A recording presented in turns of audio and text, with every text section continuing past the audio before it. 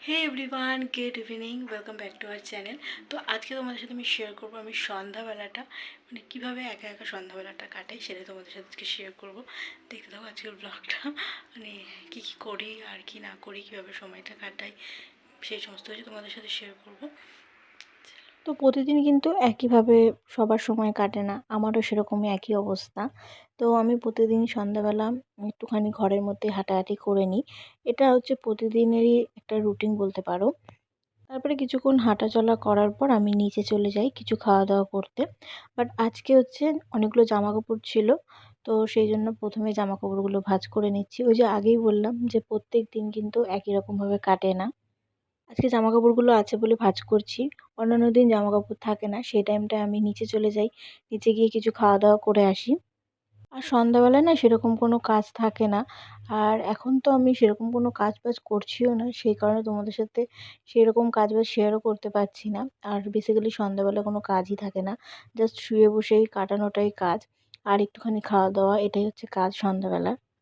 তো জামাকাপড়গুলো আমার সমস্ত কিছু গোছানো কমপ্লিট হয়ে গেছে। এখন আমি এগুলো জায়গায় রাখবো। দেন হচ্ছে আমি নিচে যাবো। তো নিচে যাওয়ার আগে আরেকটা কাজ ছিল। সেটা হচ্ছে একটা শাড়ি যেটা আমি গিফটে পেয়েছি। তো তোমাদের সাথে আমি পরে একদিন শেয়ার করব। তো সেটাকে আমি আলমারিতে রেখে দিলাম, কারণ দুদিন ধরে বাইরে পড়ে আছে। তারপরে এই ব্যাগের জায়গাটা আমি ঠিকঠাক করে একটুখানি গুছিয়ে নিলাম, কারণ এগুলো একটু এলোমেলো হয়েছিল সেই কারণেই। আর সত্যি কথা বলতে এই টুকটাক কাজগুলো যদি এখন করে না রাখি না, তো পরে আর করাও হয় না। সেই কারণেই আমি চেষ্টা করি যে টুকটাক কাজগুলো একটু গুছিয়ে রাখার। আর আমার ঘর এখন সেরকমভাবে অগোছালো হয় না, কারণ আমার যেহেতু কোথাও যাওয়া হয় না, সেই কারণেই।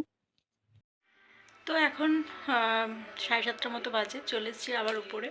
তখন নিচে একটু টিভি দেখছিলাম। আমাদের ডোজির ডেইলি রুটিন হচ্ছে এরকম, মা বসে থাকবে, তার সামনে ও শুয়ে থাকবে, মা টিভি দেখবে। আর যখনই মা এখান থেকে উঠে গিয়ে খাটে গিয়ে বসবে, ও ঠিক উঠে গিয়ে আবার খাটে চলে যাবে। সেই কারণে মা ওর সামনে এভাবে বসে থাকে, আর ও এরকম সুন্দর করে শুয়ে থাকে। এদিকে আজকে আমার বড় তাড়াতাড়ি কাজ দিয়ে বাড়ি চলে এসেছে। আর ও এসে প্রথমে মোজাটা পরে নিল, কারণ বাইরে প্রচণ্ড ঠান্ডা। আর ওর একটু ঠান্ডাটা বেশিই বরাবরই। এখন হচ্ছে ব্ল্যাঙ্কেট খুলে বসে পড়লো। এখন ও বই সার্চ করছে। আমরা দুজন মিলে বই দেখব। তো এটা কিন্তু প্রতিদিনই একই রকম হয় না।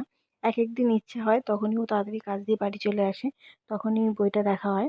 তো আজকে দেখছিলাম হচ্ছে সিঙ্ঘম এগেইন বা রিটার্নস, এরকম কিছু একটা বই হবে, নতুন বইটা। ভীষণ ভালোও ছিল। তো বইটা দেখতে দেখতে অনেকটাই রাত হয়ে গেছিল। তারপরে ডিনার করে ঘুমিয়ে পড়েছিলাম।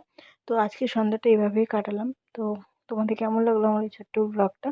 অবশ্যই কমেন্টসে জানিও।